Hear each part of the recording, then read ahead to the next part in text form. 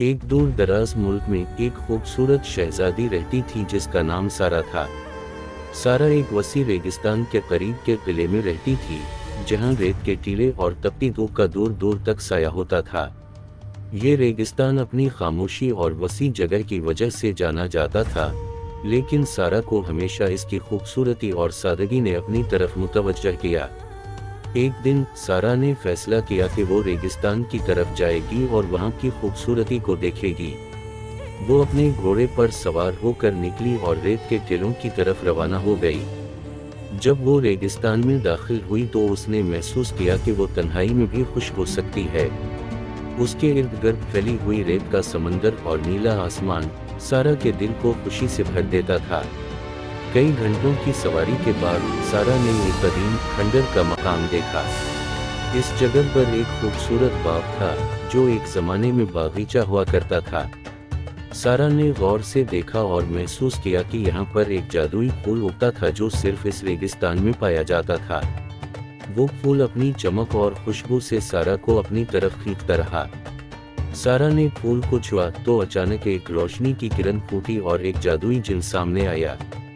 جن نے کہا، شہزادی سارا، تم نے اس جادوئی پھول کو چھو کر مجھے آزاد کیا ہے۔ میں تمہاری 3 خواہشات پوری کرنے کے لیے حاضر ہوں۔ سارا نے اپنی پہلی خواہش میں کہا، میں اپنے ملک کی خوشحالی چاہتی ہوں تاکہ میرے لوگ خوش رہیں۔ جن نے ایک جھٹکے میں اس کی خواہش پوری کی اور دور دور تک خوشبو بکھر گئی۔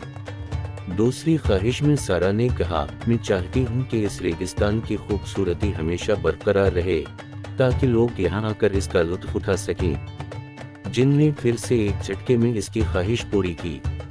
تیسری اور آخری خواہش میں سارا نے کہا، میں چاہتی ہوں کہ میرے قلعے میں محبت اور خوشیاں ہمیشہ برقرار رہیں۔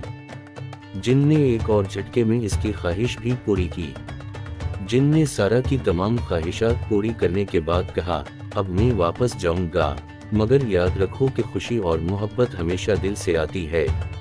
جب سارا قلعے واپس پہنچی تو اس نے اپنے لوگوں میں خوشی اور محبت کو دیکھا۔ ریگستان کی خوبصورتی نے اس کی زندگی کو مزید رنگین بنا دیا۔ وہ جانتی تھی کہ اس کی حقیقی طاقت اس کی نیک نیتی اور اپنے لوگوں کی محبت میں ہے۔ اور یوں شہزادی سارا نے یہ سیکھا کہ کبھی کبھی ریگستان کی تنہائی میں بھی زندگی کی سب سے بڑی خوشیاں پوشیدہ ہوتی ہیں، بس ہمیں انہیں تلاش کرنا آنا چاہیے۔ وہ ہمیشہ کے لیے اس جادوئی پھول کی محافظ بنی جو اسے یاد دلاتا تھا کہ خوشی اور محبت کی اصل طاقت ہمیشہ دل میں ہوتی ہے۔